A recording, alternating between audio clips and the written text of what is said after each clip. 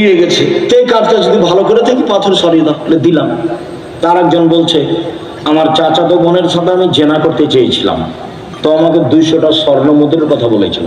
আমার চাচাতো বোন ভেবেছিল আমি গরিব মানুষ, টাকা সংগ্রহ করতে পারবো না স্বর্ণ মুদ্রা।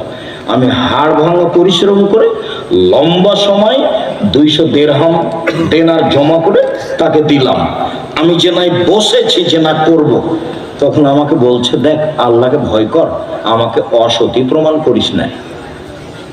দেখ তুই আল্লাহকে ভয় কর, আমাকে জেনাকারিনী মহিলা হিসাবে গণ্য করিস না, আমাকে অসতী প্রমাণ করিস না। তা আমি অন্যায় করিনি, উঠে গেছি। তো দাও তাহলে পাথর সরিয়ে দাও। তা আল্লাহ বলছেন দিলাম। এ দেখ, বোঝা গেল না কথা? আর এদিকে আল্লাহ বলছেন অনাহা নাফসা আনিল হাওয়া ফাইনাল জান্নাতা হিয়াল মাওয়া। কেউ যদি নিজেকে অশ্লীল কাজ থেকে ঠেকাতে পারে, আমি আল্লাহ তাকে জান্নাতুল মাওয়া দিলাম।